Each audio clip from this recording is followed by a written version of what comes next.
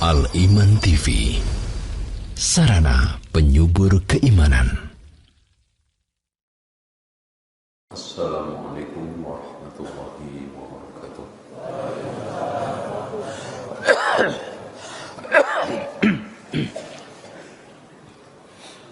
Innal hamdalillah nahmaduhu wa nasta'inuhu wa nastaghfiruhu wa nastahdihi wa na'udzu billahi min shururi anfusina wa sayyiati a'malina. من يهده الله فلا مضل له ومن يضلل فلا هادي له.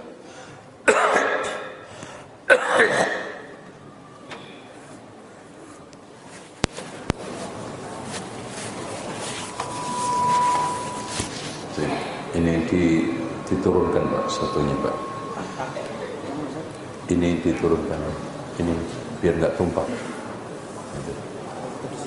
Ya cukup. Nanti tumpah. Ini udah cukup. Insya Allah nanti kalau udah perlu ini lagi.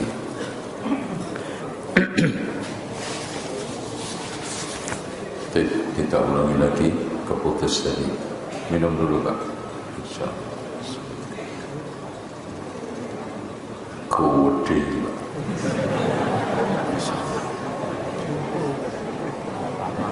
Ini sampai jam 12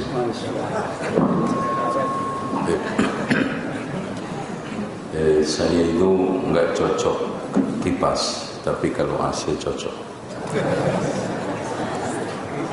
Alhamdulillah ya. Terus terang. Baik. Assalamualaikum warahmatullahi wabarakatuh.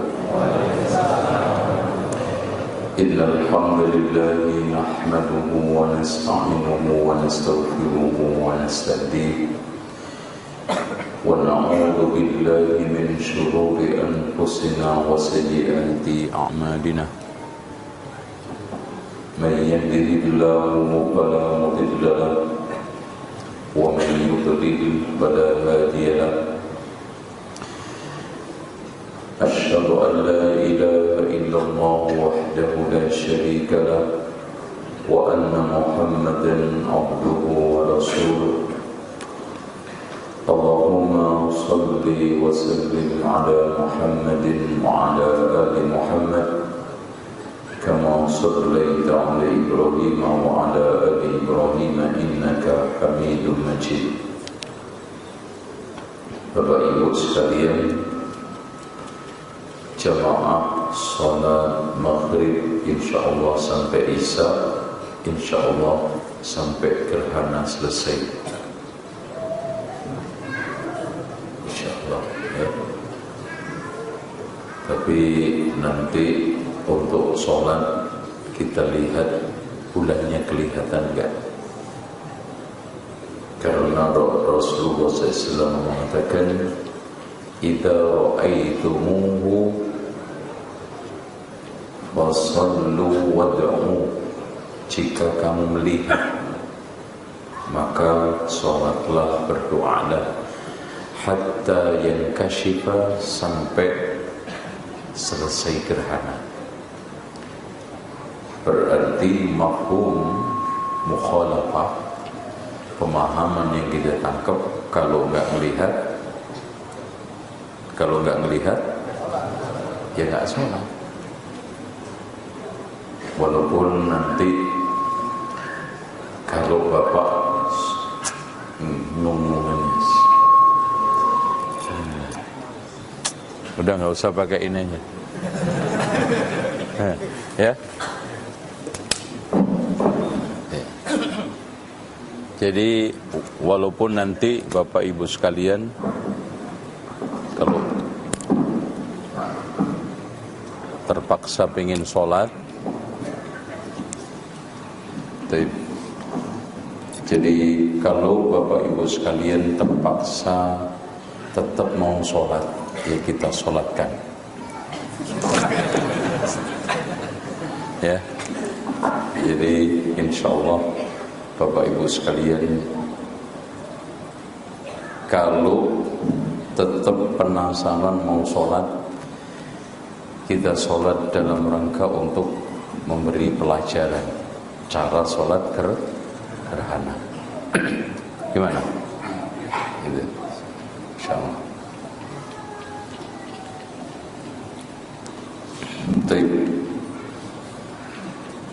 Saya pernah mendengar seorang pendeta mengatakan,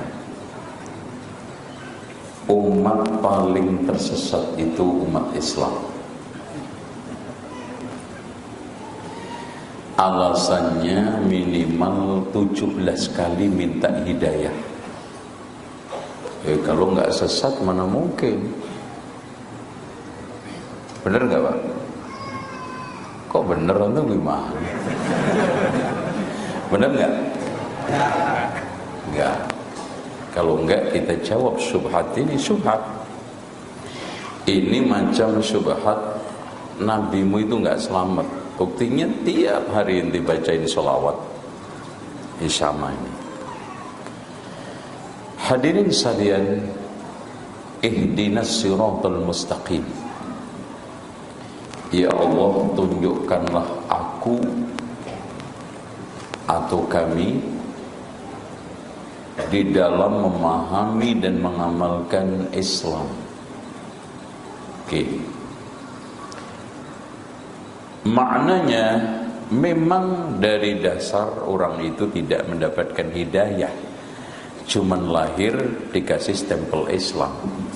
Namanya Islam apa? KTP. Gitu, sing mlebu swarga KTP ini. Ciri-ciri Islam KTP 3. Mudah-mudahan nggak ada yang tersinggung ya. Di sini tersinggungan nggak ya?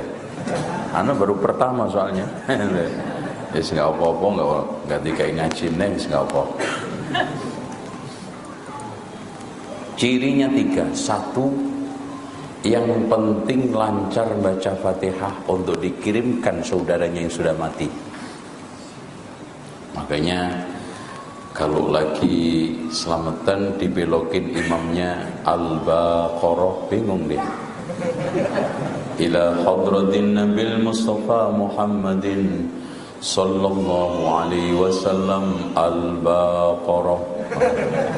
Oh bingung dia, kok Al-Baqarah Pak?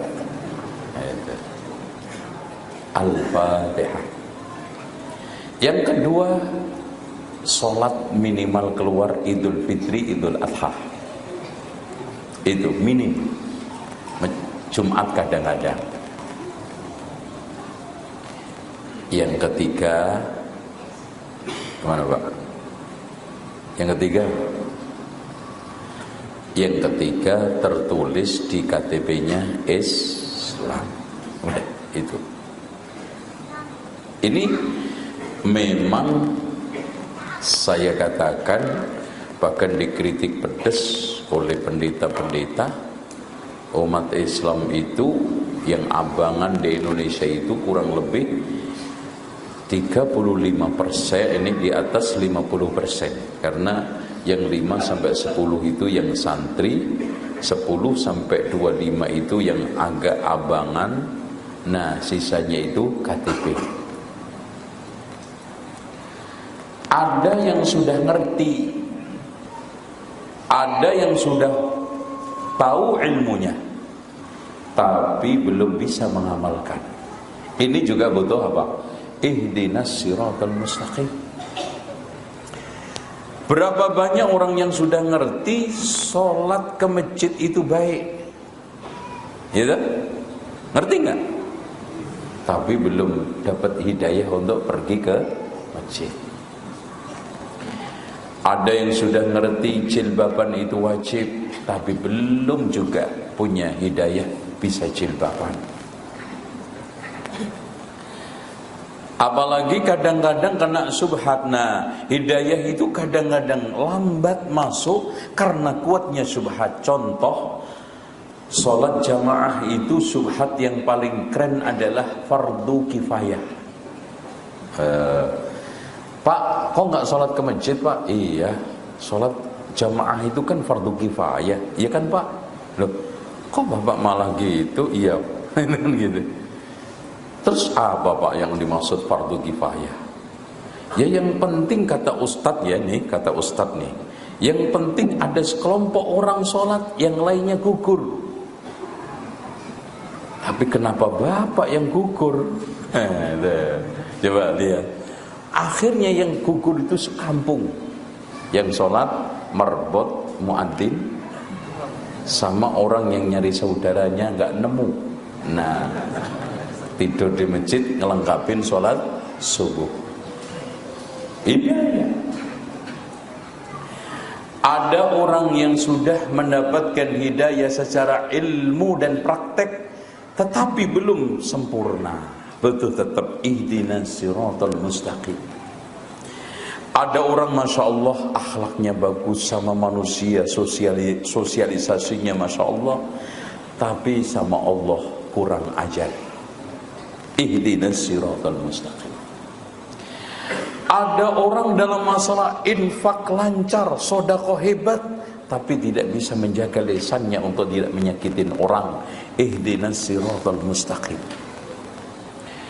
Ada orang Masya Allah sangat hati-hati di dalam masalah makan harta orang, sangat disiplin dalam kerja, sangat amanah di dalam menjaga jabatan, tapi karo wong wedok ora iso njaga.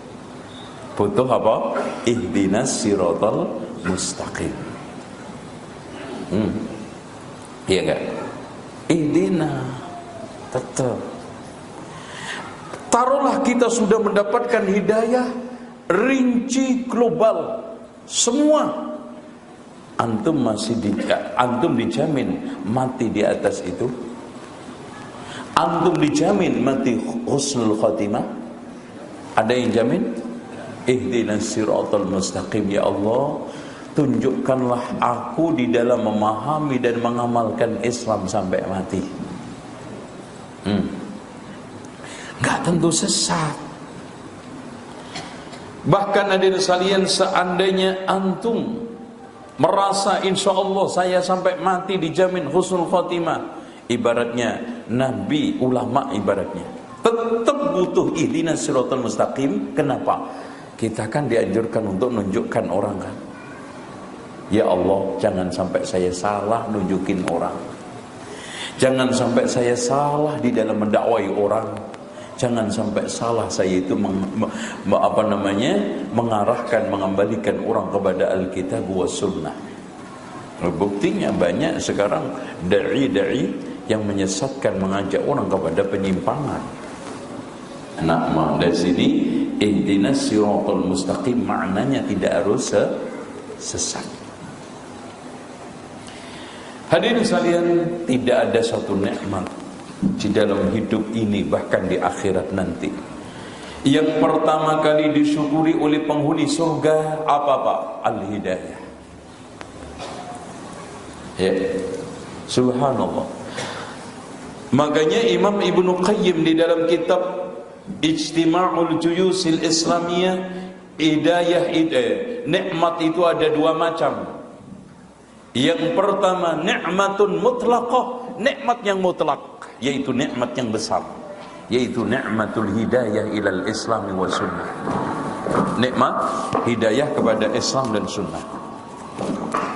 Ini ribet banget Pak. Ini aja deh. Tes. No. Atau ini? Tes.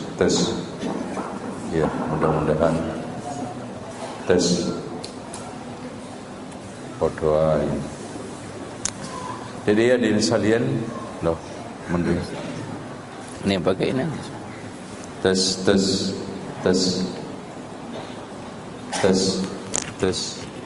Nah.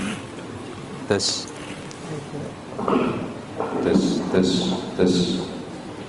Ya dah, sambil nunggu teknisi.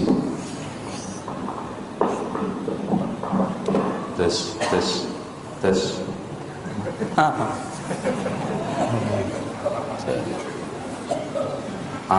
Saya kemarin ceramah yang enak banget, mic-nya di Chevron sampai 3 jam nggak berasa. Kalau ini mas setengah jam berasa banget nih. Tes. Nah ini baru. Ini diambil aja. Tes. Nah, itu. Oke. Mudah-mudahan sampai jam 8. Ngomong apa gue tadi ya? Hah? Iya, nikmat yang paling besar. Ni'matul hidayah ilal Islam was sunnah. Coba bayangkan kita ambil sampel satu Umar bin Khattab. Ketika saat jahiliyah menyembah berhala, minum khamr, ya, udah pokoknya sampai ketika Rasulullah SAW berdoa, Allahumma a'izzal Islam bi umarain. Ya Allah, jayakanlah Islam ini dengan salah satu di antara dua Umar. Yang pertama Amr bin ini yaitu Abu Jahal, Amr bin Hisham ya. Yang keduanya adalah Umar bin Khattab. Ketika saat ada orang yang ngobrol, barangkali yang dimaksudkan, yang dikabulkan oleh Allah adalah Umar bin Khattab. Apa kata di antara mereka? Demi Allah, gak mungkin Umar masuk Islam sebelum keledainya masuk Islam. Masya Allah. Kira-kira 6 menang juga. Yang parah Umarnya apa keledainya? Keledainya aja masih ada harapan masuk Islam juga. Tapi itulah hidayah. Itulah kalau Allah sudah menetapkan, akhirnya Umarlah yang diangkat oleh Allah, yang diberikan hidayah oleh Allah.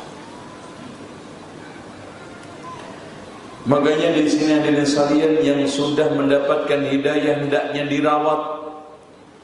Sebagaimana bahkan lebih daripada antum merawat nikmat mobil Alfa, mungkin lebih tinggi lagi Rolls Royce, lebih hebat lagi antum merawat rumah gedong antum. Karena itu hanya nikmat yang kedua, yaitu muqayyadah, terbatas.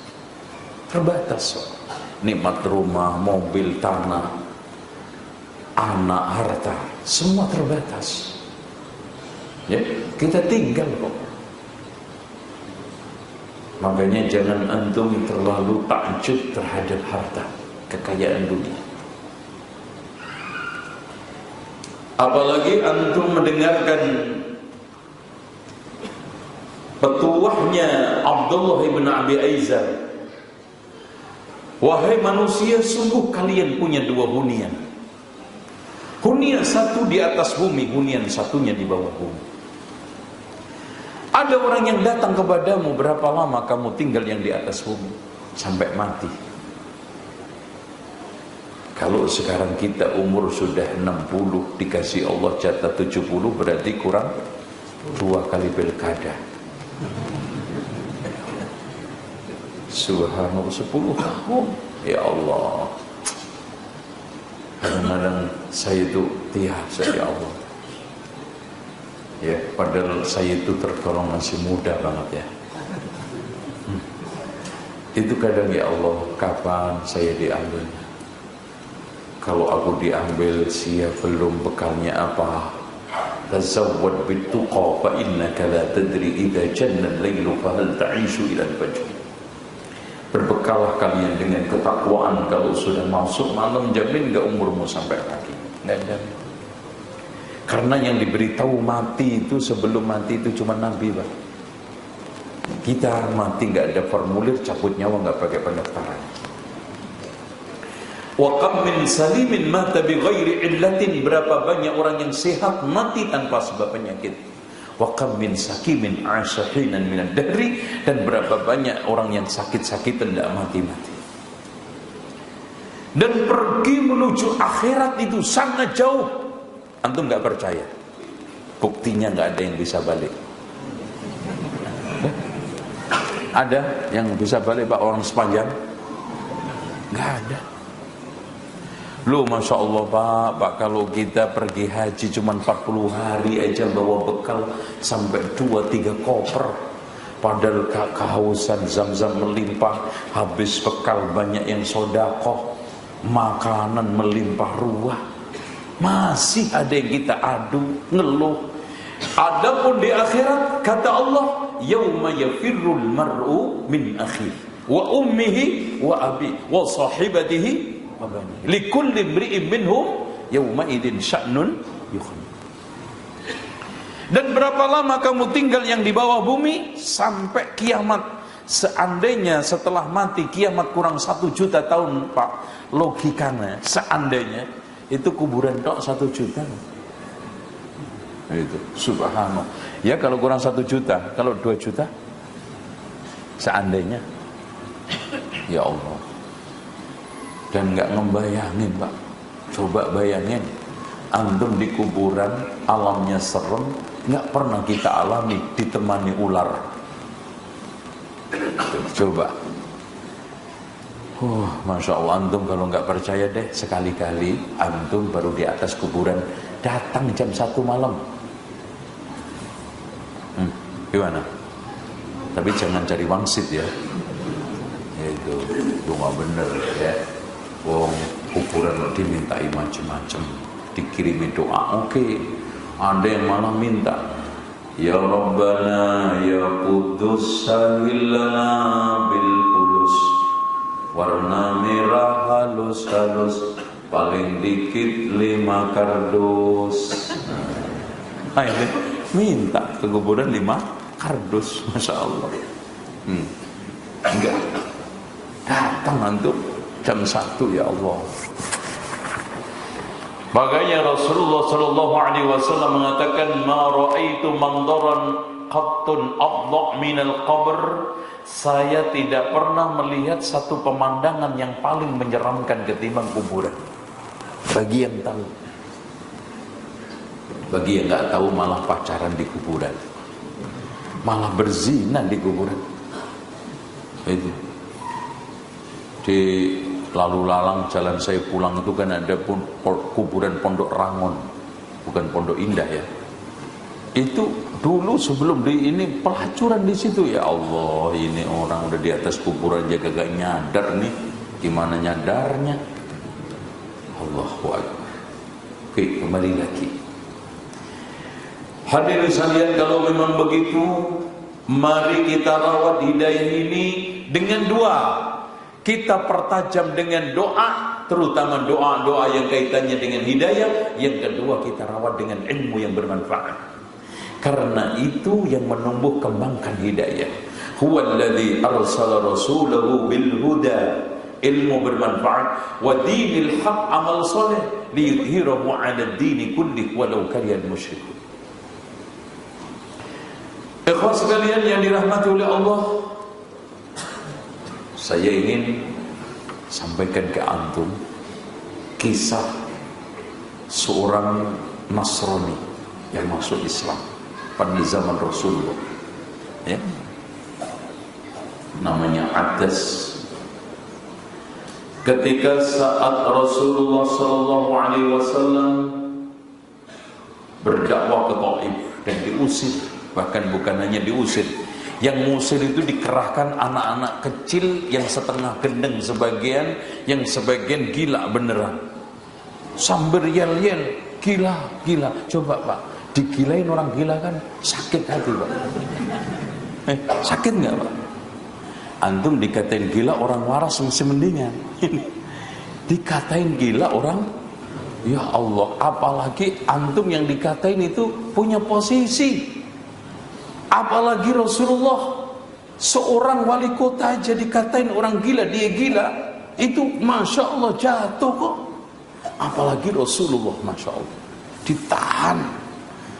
Sampai ketika Aisyah mengingatkan, ya Rasulullah, suka dukamu paling berat dalam dakwah, ini yang diingat.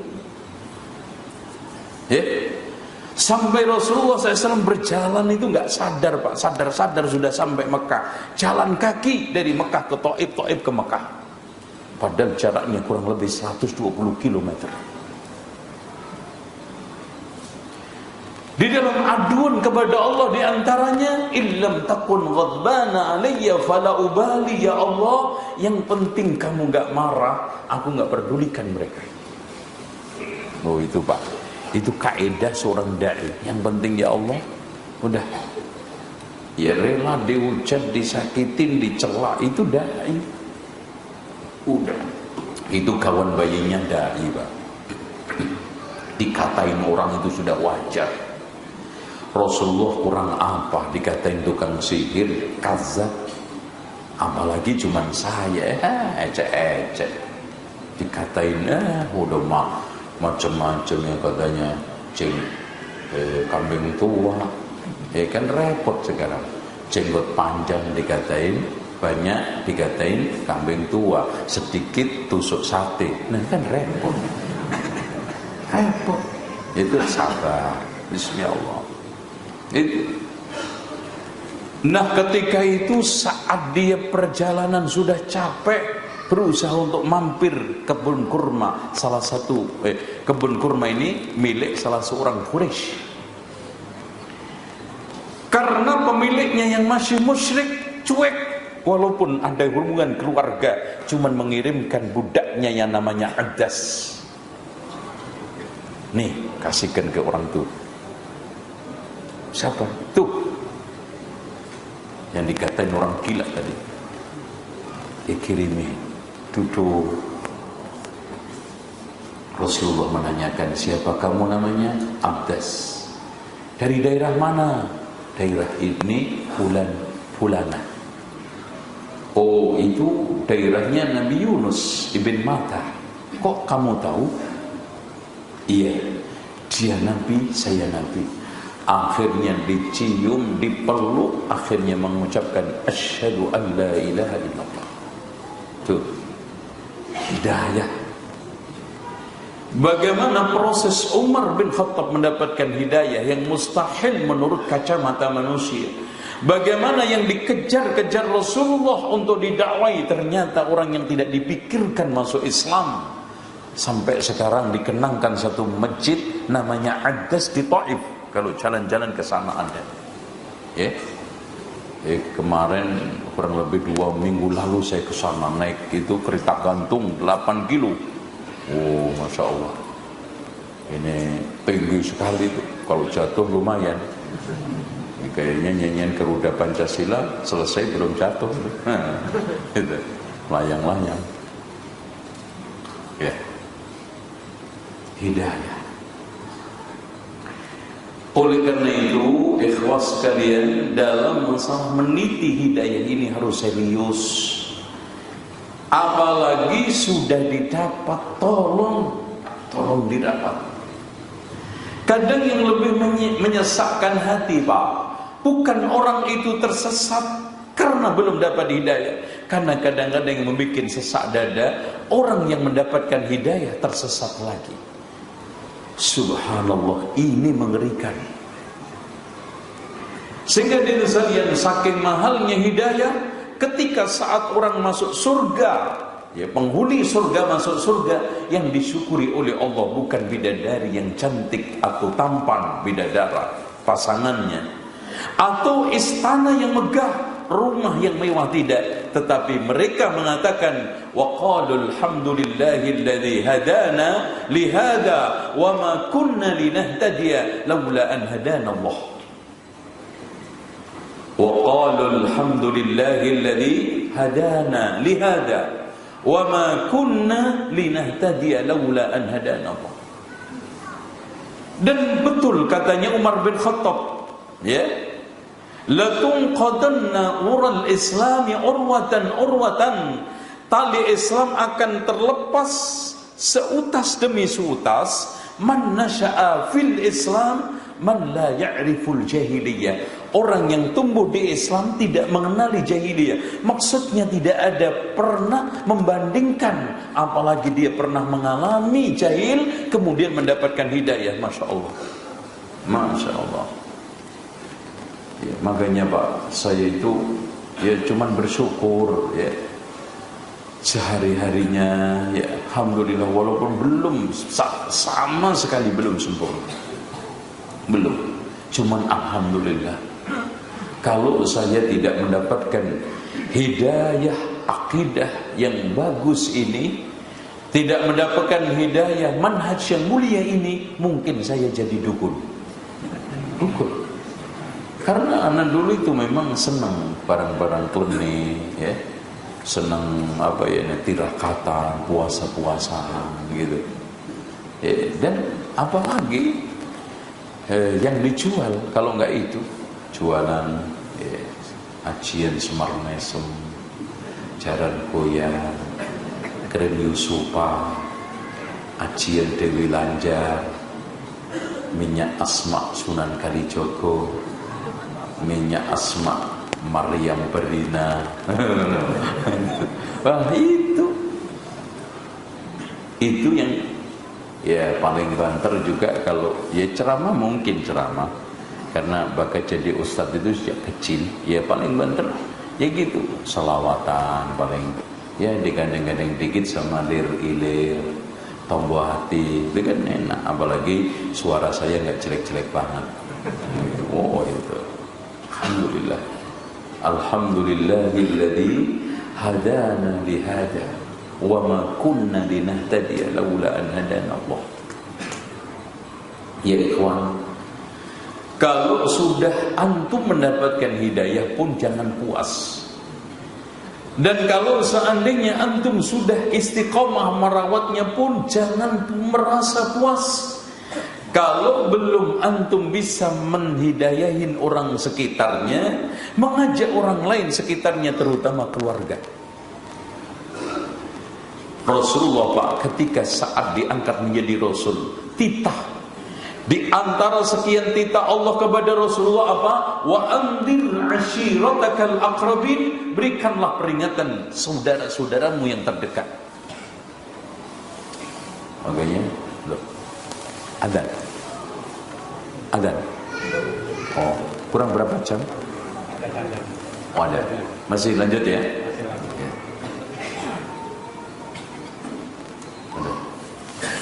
Lupa apa tadi?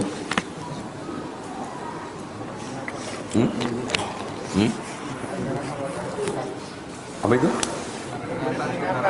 Oh ya, saudara dekat. Saudara. Sehingga ketika Abu Sa'labah Al-Khushani menanyakan kepada Rasulullah SAW, alaikum anfusakum la yadurrukum man dhalla idza tadaitum, urusin diri kalian sendiri, tidak akan membahayakan kesesatan orang lain kalau sudah mendapatkan petunjuk. Kata Rasulullah apa? Oh iya, udah bagus, udahlah urusin kamu sendiri. Yang lainnya sesat, yang lainnya rusak, udah terserah masing-masing. Enggak.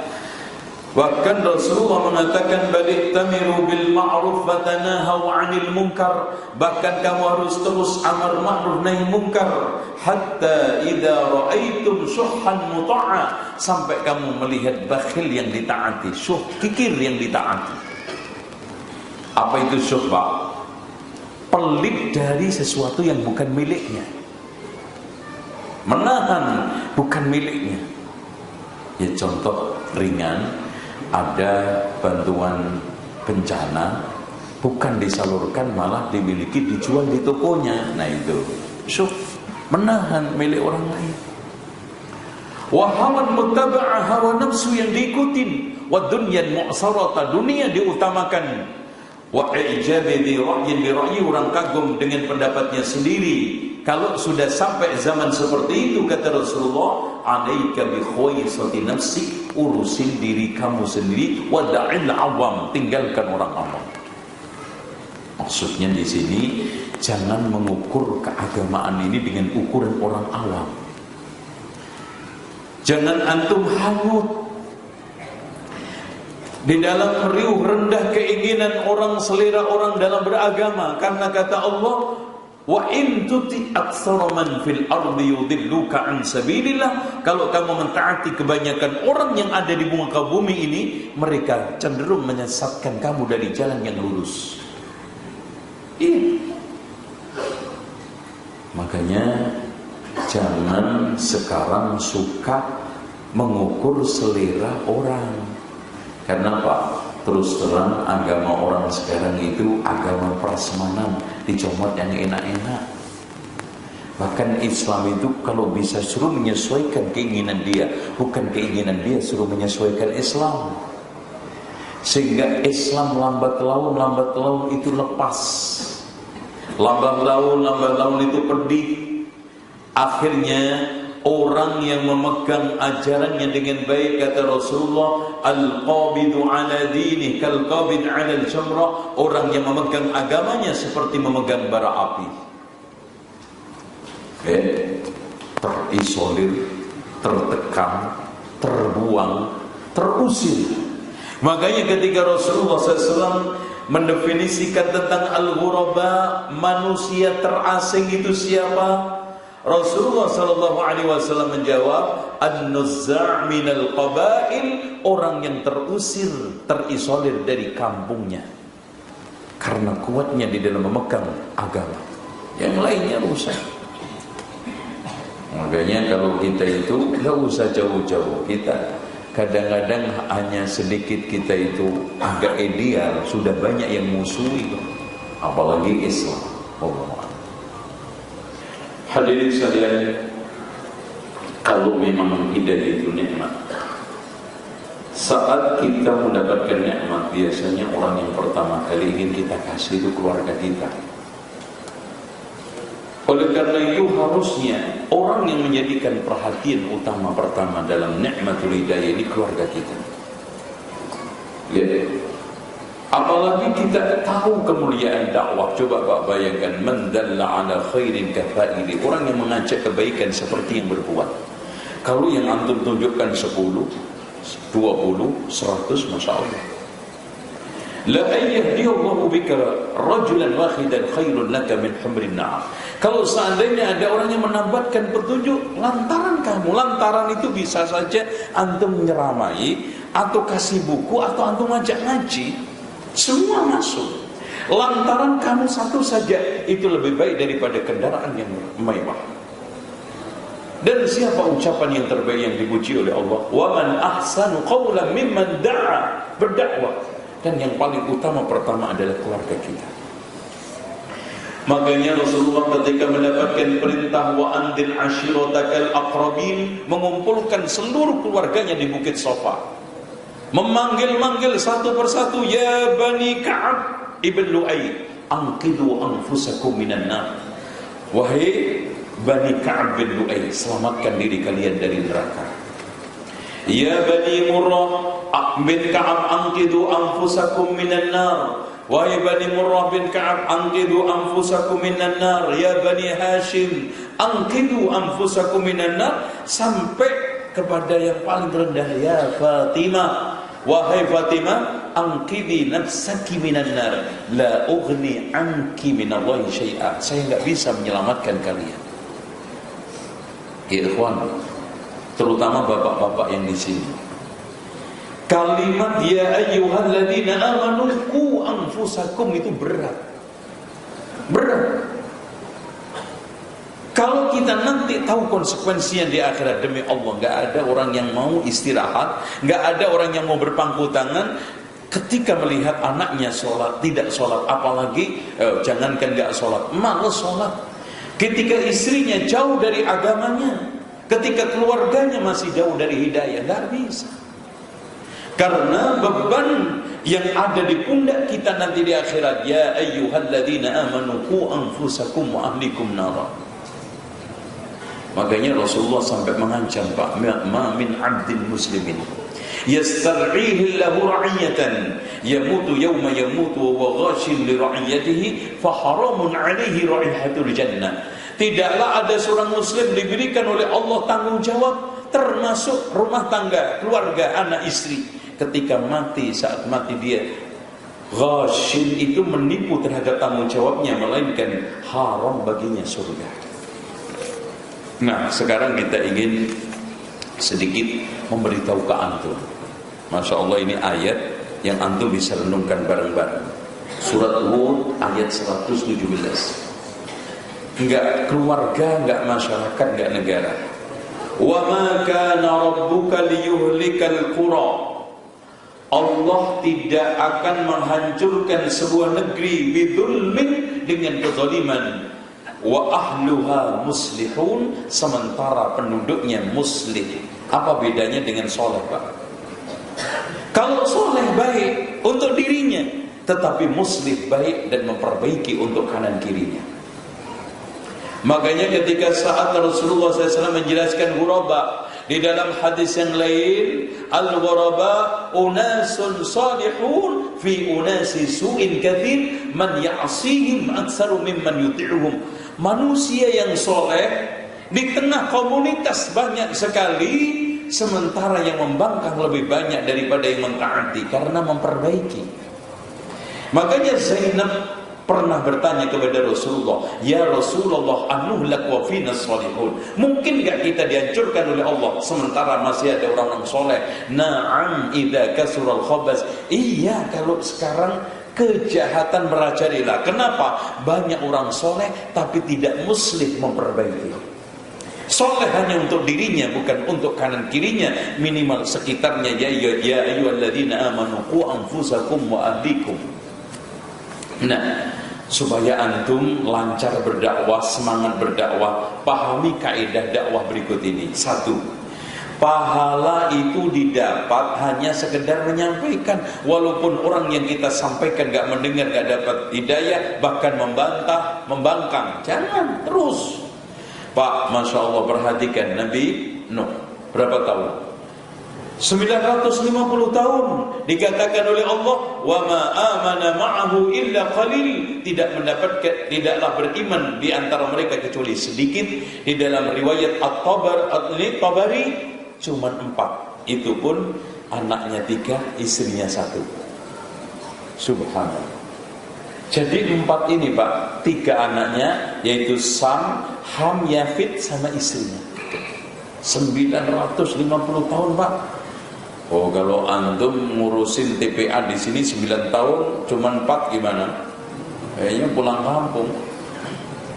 Sabar dia. Apakah Nabi Nuh gagal? Bahkan Allah kasih satu hadiah, gelar yang hebat dunia akhirat. Innahu kana 'abdan syakura. Sesungguhnya dia adalah hamba yang bersyukur. Oh, Nabi Yasin, Pak. وَاضْرِبْ لَهُم مَّثَلًا أَصْحَابَ الْقَرْيَةِ إِذْ جَاءَ الْمُرْسَلُونَ إِذْ أَرْسَلْنَا إِلَيْهِمُ اثْنَيْنِ فَكَذَّبُوهُمَا فَعَزَّزْنَا بِثَالِثٍ فَقَالُوا إِنَّا إِلَيْكُمْ مُرْسَلُونَ. Ada Nabi Yasin diutus oleh Allah, 2 didustakan ditambah 1. Nabinya berapa berarti? 3. Pengikutnya berapa Pak? 1. Subhanallah. 1. Ya, dia ketika dakwah berdua ditambah 1 didustakan. Bahkan bukan hanya didustakan. Lihat ancamannya ayat berikutnya. قالوا إنا تطيرنا بكم لئن لم تنتهوا لنرجمنكم وليمسنكم منا عذاب أليم. Nabi Yasin bersama 2 temanmu, kalau kamu gak berhenti, saya akan cicipkan atau saya siksa dengan saya lempari batu, saya injek-injek, saya usir dari kampung ini. Sialan loh. Coba bayangin Pak. Nabi dikatakan inna tatayyarna. Apa artinya di situ? Inna tatayyarna, kami ini sial karena kedatangan kalian. Ibarat bahasa orang sekarang, sialan loh. Coba. Tapi Nabi tetap قالوا طائركم معكم إن ذكرتم بل أنتم قوم مسرفون. Nah, ini pengikut 1. وجاء من أقصى المدينة رجل يسعى قال يا قوم اتبعوا المرسلين. Ada 1 orang yang membantu untuk berdakwah. Wahai kaumku, wahai teman-teman, ikutin dia. Gak ada pamrih, ikhlas, gak ingin cari popularitas, apalagi opah dari kalian. sementara dia ngajak kepada jalan yang lurus, hidayah, la ilaha illallah. Apa-apa yang terjadi, diinjek-injek sampai keluar duburnya, akhirnya mati. Disebutkan di dalam Qisasul Anbiya karya Imam Ibnu Katsir, diinjek-injek sampai keluar duburnya. Antum sekarang mendapatkan resiko dakwah sekarang di Jawa Timur seperti itu. Paling banter cuma diomongin orang. Ibu-ibu paling diomongin, tuh Batman kemana? Itu aja. Jenggot mau kemana got? Gitu. Salaman ketemu pun mas, belum ketangkap mas. Masya Allah. Itu belum. Ketika saat dia sekarat diinjak-injak, Pak, apakah dia luntur? Dong, tidak. Bahkan menantang. Inni amantu bi rabbikum fasma'un. Akhirnya di akhirat, qila dukhulil jannah, qala ya laita qaumi ya'lamun bima ghafara li rabbi wa ja'alani minal mukramin. Udah, ya. Makanya berikutnya, ini masalah tadi pasti mendapatkan cobaan. Kalau antum sudah dakwah, jangankan dakwah macam yang kolosal seperti sekarang kita, level nasional, level keluarga aja Pak dimusuhi. Level keluarga dapat ujian.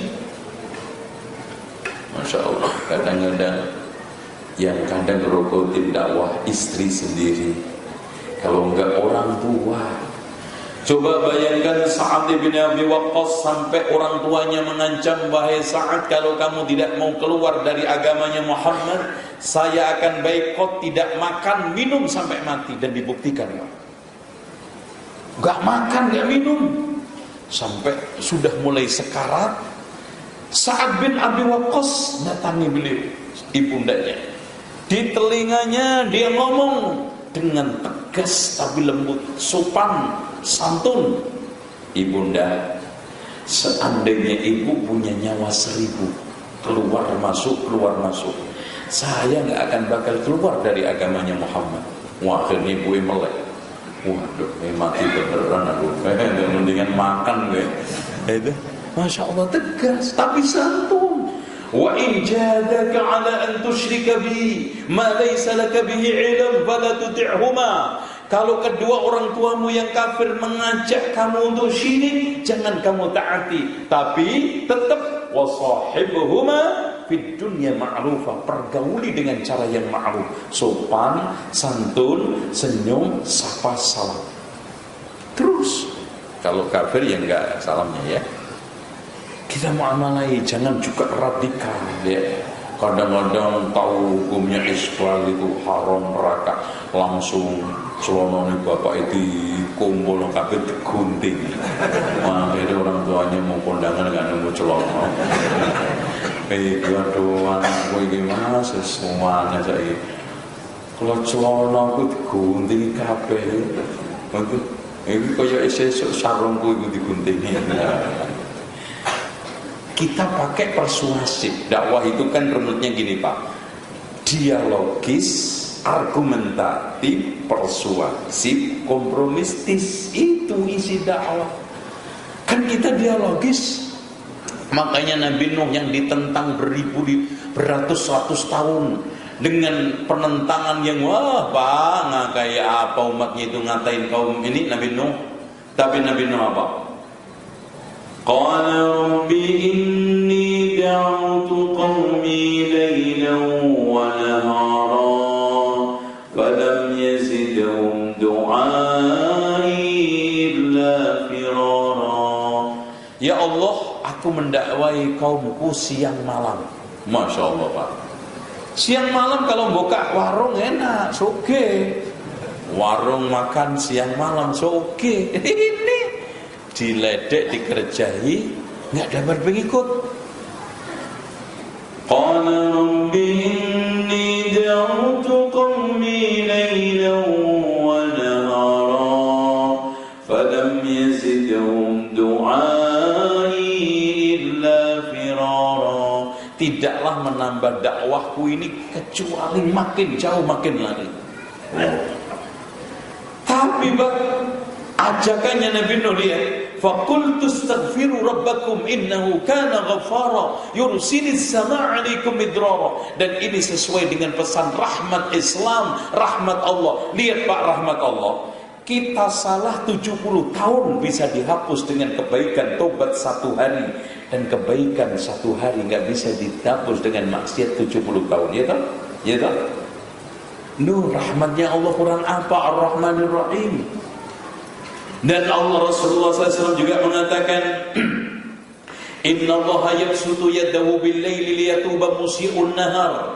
Allah selalu membuka tangannya di malam hari untuk menerima taubat hambanya yang salah pada waktu siang hari. Wa yabsutu bin nahar liyatuba musi'ul lail, membuka pada waktu siang hari untuk menerima taubat hambanya yang salah pada waktu malam hari. Dan sifat Allah la ta'khudhu sinatun wa la naum. Dan Pak, kesalahan sama Allah itu dibangun di atas kemurahan dan kemudahan. Buktinya, sekarang saya tanya, boleh nggak baca istighfar sambil tidur-tiduran? Boleh nggak antum minta maaf saya sambil tidur-tiduran? Coba antum minta maaf sama orang tidur-tidur. Mas, maafin gue ya. Nggak wantem-wantem ya. Ngadek kok Mas, sopan mau kan gitu. Berdiri. Minta maaf sambil tidur nggak sopan banget deh, masya Allah. Kita membaca istighfar sambil naik motor, boleh nggak? Boleh. Coba minta maaf orang sambil naik motor. Ambil lah. Yang kemarin tuh Pak, yang saya kuamplung sampean. Enak aja loh. Nggak bisa. Loh Pak, kalau memang seperti ini ada orang keluar dari dunia, esek gawa dosa sing salah sopo. Loh, ibaratnya ada orang kaya raya, sugih blegedu katanya orang Jawa Timur, kemudian mengumumkan, wahai teman-teman sekalian, silakan masuk rumah saya, makan minum sekenyangnya 24 jam. Loh, di luar kok masih ada yang kelaparan, sing salah sapa? Itu kesalahan 70 tahun Pak dihapus dalam 1 hari, dan kebaikan 1 hari nggak terhapus dalam maksiat 70 tahun. Antum silakan maksiat 70 tahun, sholat antum tetap dihitung oleh Allah. Loh, rahmatnya kurang apa? Kita aja yang Allah tiap hari menurunkan rahmat, kita tiap hari menguapkan maksiat ke atas langit. Ya, oleh karena itu taubat. Hadirin sekalian, yang ketiga, dakwah itu harus dengan ilmu. Nanti orang itu kalau dakwah tidak pakai ilmu, kata para ulama, menghancurkannya lebih besar daripada membenainya. Kenapa? Ibarat ada satu kaidah, faqidu syai' la yu'ti, orang yang tidak memiliki sesuatu tidak bisa memberi. Coba antum telanjang, bagaimana bisa ngasih pakaian orang? Antum gak punya duit, bagaimana mau ngasih uang orang? Antum sekarang jahil. Bahkan Masya Allah ada satu kaidah, ucapan ulama yang menarik. Orang bodoh itu mengertiin diri sendiri aja gak bisa, apalagi ngertiin orang lain. Ngerti, memahami dirinya sendiri itu gak bisa. Makanya bekal dakwah itu ilmu sebelum dakwah, lemah lembut ketika dakwah, nah sabar setelah dakwah. Aduh, ilmu sebelum dakwah, lemah lembut ketika dakwah, sabar, karena nggak ada ceritanya sehebat apa. Pak, dai itu Pak, dalam konteks tanda kutip berhasil, pengikutnya banyak, butuh kesabaran supaya nggak sombong. Pengikutnya sedikit juga butuh sabar supaya nggak frustasi. Makanya Allah memesan kepada Nabi Muhammad ketika diangkat jadi Rasul apa? Wali Rabbika fasbir, untuk membela agama Tuhanmu yang sabar, bukan yang syukur. Karena dai itu sepanjang masa dianjurkan untuk sabar. Nekan dodo. Ya Allah, gitu. Apalagi sekarang orang, ya Allah, kalau di medsos itu ngata-ngatain ustadz itu sekena-enaknya. Itu saya aja dapat titel gembong Wahabi. Oh keren. Udah kadang-kadang nyerang gitu. Ya Allah, nggak punya adab. di ini. Coba soal masalah kencing kucing aja rame, Masya Allah, sampai kota beribu-ribu habis kencing kucing, belum kencing gajah. Coba kayak kenapa? Rata-rata bicara tanpa dasar ilmu, nafsu. Makanya saya ingin tegaskan, hentikan mencari ilmu lewat 3 madrasah. Madrasah YouTubiyah, wal madrasah Twitteriyah, wal madrasah WA-iyah. Kalau mencari ya, kalau antum hanya sekedar untuk perbandingan, oke. Mencari ya, antum sekarang mencari ilmu, kantornya datang mencari nafkah, kantornya datang ke rumah antum atau antum datang ke kantor? Ya antum datang ke kantor. Dan Pak, beda banget mencari ilmu di majelis. Berangkatnya saja surga, man salaka tariqan yaltamis bihi ilman sahalallahu lahu bi tariqan ilal jannah. Kemudian duduknya taman surga, katanya Rasulullah SAW, idza marartum bi riyadil jannati farta'u, jika di antara kalian melewati taman surga hendaklah bersimpuh. Ditanya, apa itu taman surga? Halqatu dzikir, halaqat zikir. Dan ilmu yang diberikan runut, Pak, runut, argumentatif, dan kemudian tertata. Kalau antum lihat YouTube baru senang. Apalagi sekarang saya tanya sama antum, ngadu jangkrik boleh nggak di Islam? Gimana? Boleh nggak, Pak? Ya kenapa antum tonton Ustaz diadu-adu? Ustaz diadu-adu kayak jangkrik. Ustaz ini. Dan anehnya, nontonnya sampai ngotot. Ilmunya api panas. Itu. Selanjutnya dari sekalian, yang keempat, pandai menimbang antara maslahat, yaitu untung rugi di dalam berdakwah, memberikan hidayah. Kelima, berdakwah dengan kelembutan. Aslinya dakwah itu lembut. Seperti didik anak, aslinya itu lembut. Tegas kasar itu pengecualian. Jangan dijadikan dasar. Walau kunta faddan ghalidhal qalbi lan faddu min haulik. Kalau kamu sekarang keras hati, kasar watak, tabiat, orang akan lari dari kamu. Makanya Pak, Masya Allah, kadang ada orang yang membawa ajaran sesat, tapi disampaikan dengan begitu bagus, sopan, santun, lembut, diterima. Ada orang yang sekarang membawa dalil-dalil yang bagus, sahih, tetapi ditolak karena disampaikan dengan cara yang kasar. Tuh. Selanjutnya, tidak boleh tergesa-gesa. Ingin cepat emaknya dapat hidayah, cadaran langsung dipaksa suruh pakai cadar, padahal masih pakai jarit.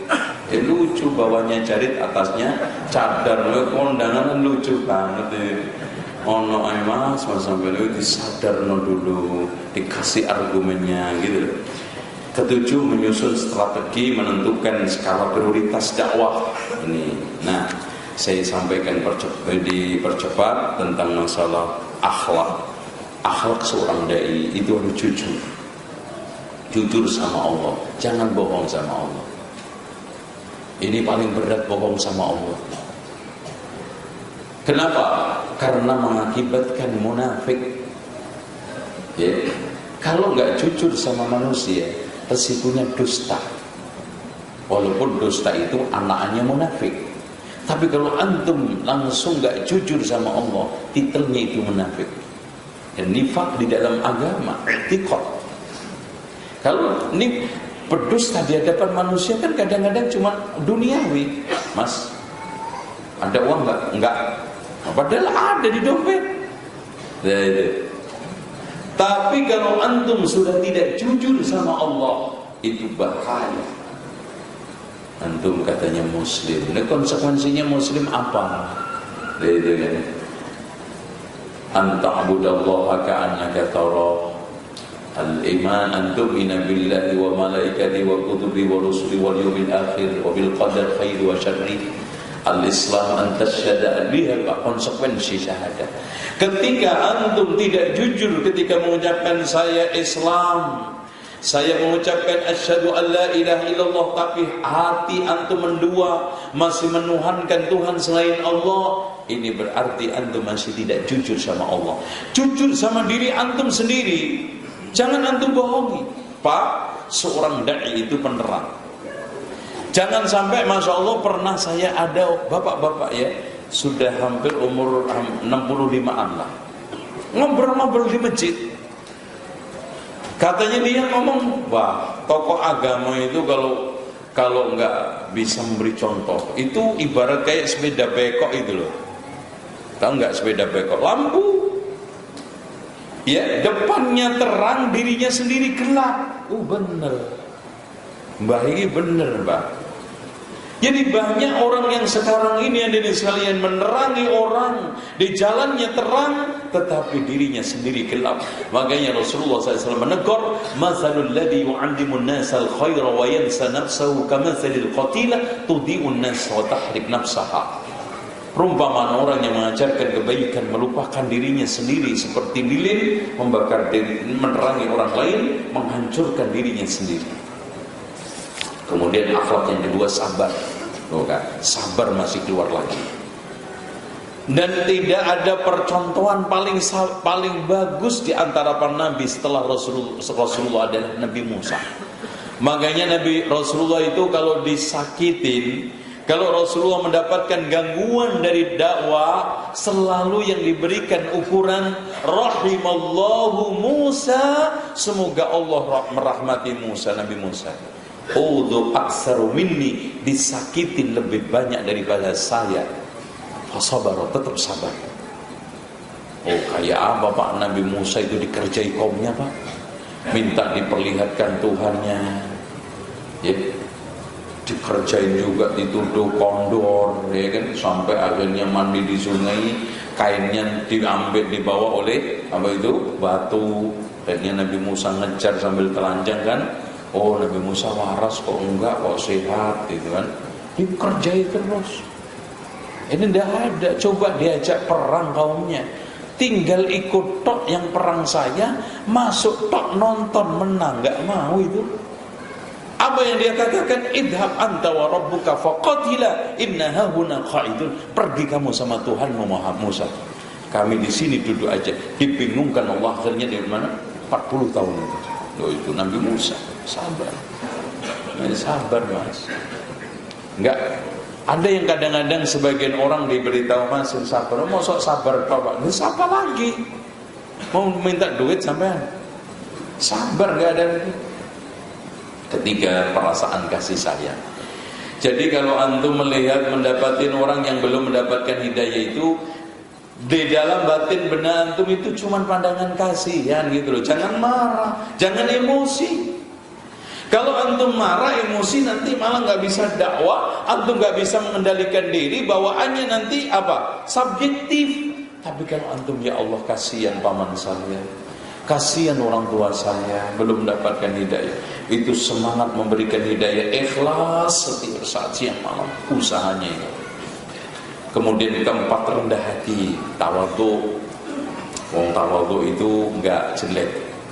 Yang kelima, ikhlas. Demikian saya kira bisa. Nah, mungkin di sini kenapa kita harus mendakwai keluarga? Saya sampaikan cepat, memenuhi perintah Allah dan Rasulnya. Ya, karena Allah memerintahkan, Rasul memerintahkan.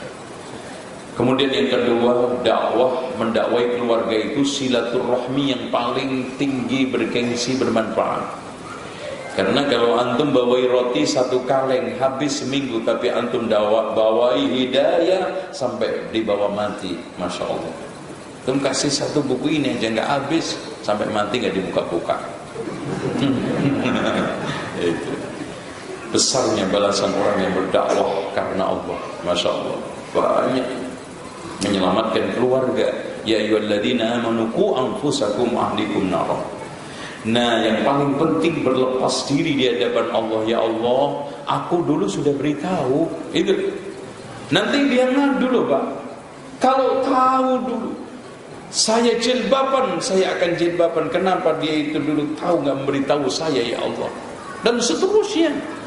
Masalah akidah, masalah muamalah, termasuk haramnya judi, haramnya khamr, haramnya zina, dan haramnya riba.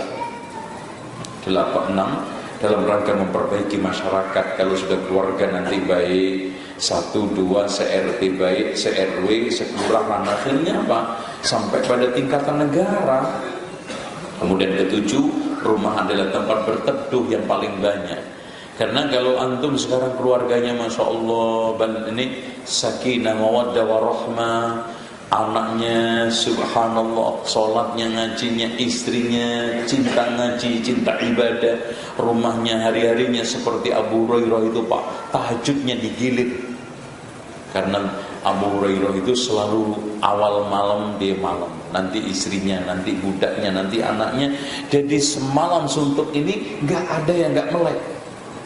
Inilah rumah yang dijamin maling gak masuk insya Allah. Iya. Oh pernah Fudail bin Iyad ini sebab taubatnya Fudail bin Iyad. Fudail bin Iyad itu ulama besar dulunya, itu perampok, penjahat. Suatu saat dia itu merampok salah satu rumahnya orang yang sedang qiyamul lail. Dia naik tembok, penghuni rumahnya sedang membaca suatu ayat yang mengetuk dia, langsung lemes, gak ada tenaga sama sekali. Akhirnya dia masuk Islam. Ini sama juga Jubair bin Mut'im, telah mengomando semua kaumnya, wahai kaumku, jangan sekali-kali kalian mendengar Muhammad gila yang sedang membaca Al-Quran. Itu dia kepala kabilah dia. Dia iseng dengar sendiri, penasaran dia, ngelarang-larang dia sendiri, malam-malam curi-curi waktu. Kok enak ya. Apalagi sampai kepada firman Allah, am khuliqu min ghairi syai'in am humul khaliqun. Apakah mereka itu diciptakan tanpa sang pencipta atau menciptakan dirinya sendiri? Dua-duanya enggak. Kata Jubair bin Mut'im, saat itulah iman sudah mulai menghantam, menghujan dalam hati saya. Hidayah. Adab-adab di sini, adab-adab mendakwai keluarga. Pertama, mengenali keakuan, dan ketiga orang tua. Ya tetap aja orang tua antum orang tua. Ngomongnya walaupun dia itu bodoh, belum tahu dapat hidayah, tetap sopan, santun, senyum, sapa, salam. Kalau orang Jawa itu kromo inggil, ya toh? Masih bisa bahasa Jawa inggil kan? Oh, hilang Jawa nih. Ya. Bahasa yang sopan ya, itu sama orang tua. Terus kemudian kedua, mendekati sebagian anggota keluarga untuk membantu dakwah.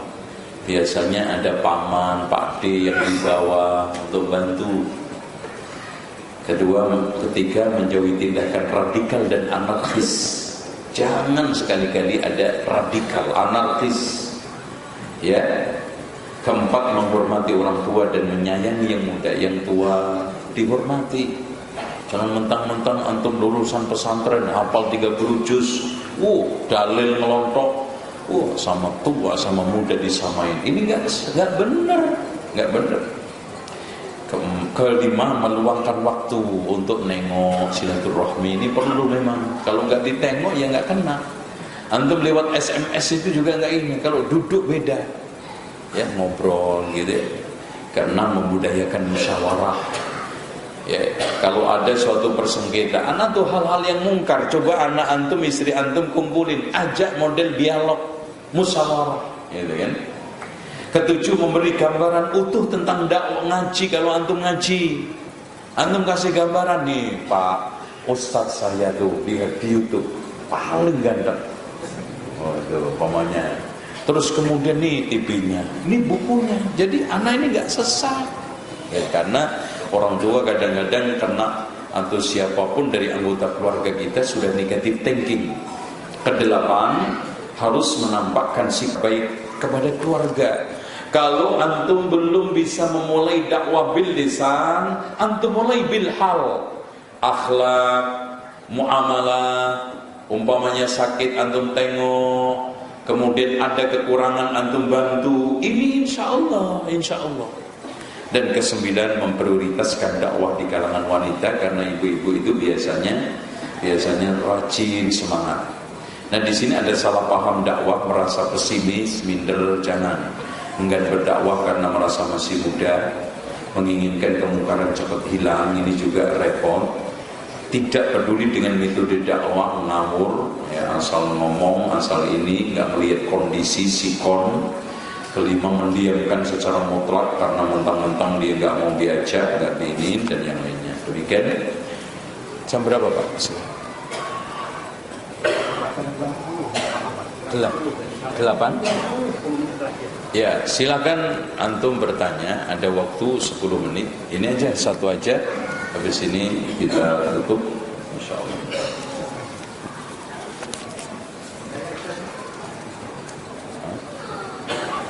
Ada? Oh ya, silakan Pak.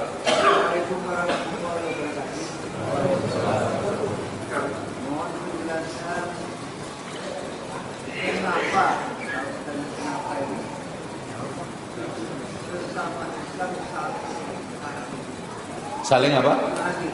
Saling apa?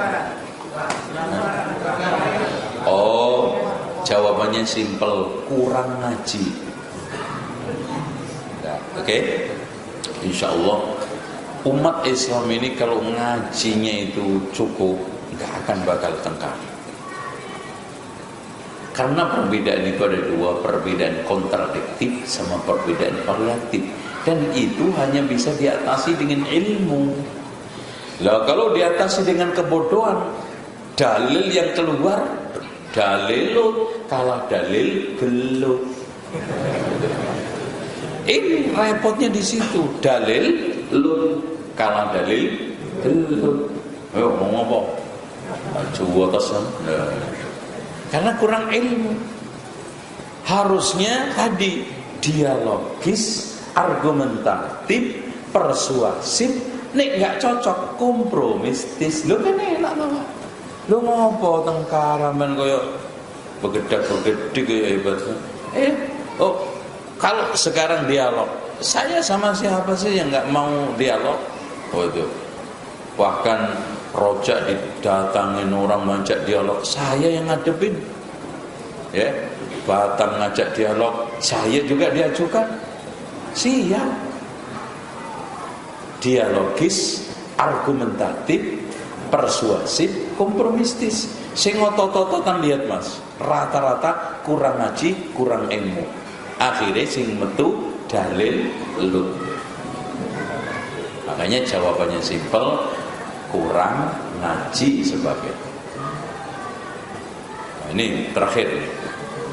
Afwan Ustaz? Ya nggak apa-apa.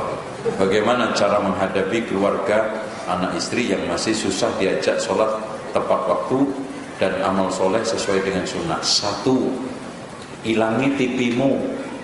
Ya, pastiin duit TV.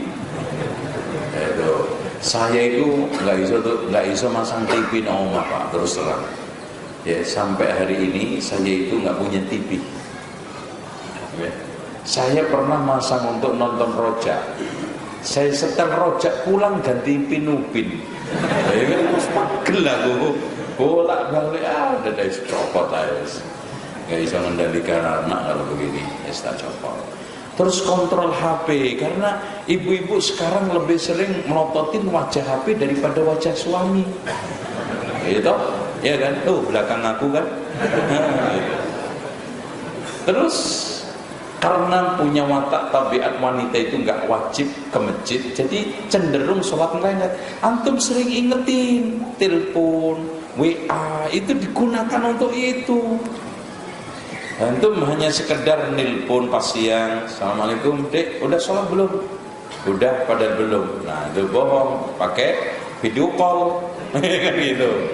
Mana potongan kamu belum sholat, belum ngomong, aku sholat ya, sholat selesai, gitu loh.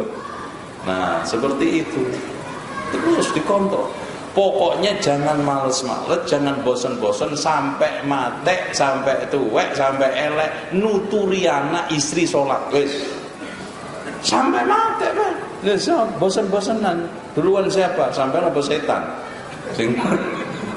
Pokoknya di sini sekarang setan sama kita, mana kuat? Itu. Ya setan lebih kuat. Ya setan nggak tidur. Nih, terus kemudian Coba antum ajak ngaji. Caranya jangan ngajak ngaji rutin dulu. Lho itu. Wong gayane bojone sampeyan niku isih males ngono ya cuk rutin sing model-model insidental. Ya judulnya yang bagus, contohnya indahnya poligami. Ini kan judul-judul yang mantap itu. Insyaallah pulang pingsan. Wes aku kapok mas. Judulnya apa itu? Wes diganti judulnya Romantika Kawin Lagi. Podo itu. Podo. Terus caranya habis ngaji diajak ke mall. Nah itu loh. Ya walaupun hanya sekedar keliling-keliling ngadem, itu kan modal cuman es krim 2, udah 4 jam boleh di mall. Dilarang nggak? Enggak. Yang penting jilati lama-lama gitu. Sambil diajak ngobrol, Dek, kamu ini kenapa malas sholat? Ya kan enak kalau ngobrol di mall, ngadem gratis kan, di rumah nggak adem. Dungu dari hati ke hati. Gitu. Kalau ada punya uang sedikit, duduk sambil ngebakso. Kalau memang nggak terlalu banyak, ya semangkok berdua. Ya orang kan tafsirannya macam-macam. Orang itu masya Allah romantis banget. Ya, tafsiran bisa, tapi satu ini orang mirip banget. Ya biarkan. Yang penting tujuan saya tercapai. Ngobrol, Dek, kamu ini mau pakai jilbab sampai kapan? Entar mas nanti kalau mati itu diajak ngomong, enak persuasif gitu loh, ya. Insya Allah dengan nah kalau memang terlalu banyak tulis di dalam kertas, gitu. Atau begini caranya, Dek, kalau antum punya target kan nanti di skala dipetakan yang nomor 1 sholatnya, kasih buku sifat sholat Nabi, Dek, ini tolong baca, seminggu saya kasih waktu, nanti saya akan uji di akhir minggu. Koyo ujian nasional ya mas ojo ngeyel kan gitu. Engkau nek lulus tambah belanjanya, nek enggak kurang 10%, gitu. Insya Allah gitu. Jadi banyak jalan menuju Roma tanpa irama. Terakhir, Dek, sampeyan enggak mau berubah ya, awas tak golekno saingan. Iya kan gitu. Mau melihara sampeyan itu susah, mendingan melihara wedhus akeh ge umroh. Banyak gemuk enggak kena disembelih gitu kan. Udah ini aja dah, kan gitu. Ya ini kunci. Demikian insyaallah. Nah ini saya tawarin Pak, assalamualaikum, halo, tes. Jadi sholat nggak? Jadi? Ya udah. Enggak, sholat gerhana maksudnya. Kalau isya jadi. Maksud isya nggak jadi. Ya, jadi ya. Insyaallah. Kita akhiri subhanakallahumma wa bihamdika asyhadu an la ilaha illa anta astaghfiruka wa atubu ilaik. Assalamualaikum warahmatullahi wabarakatuh. Al Iman TV, sarana penyubur keimanan.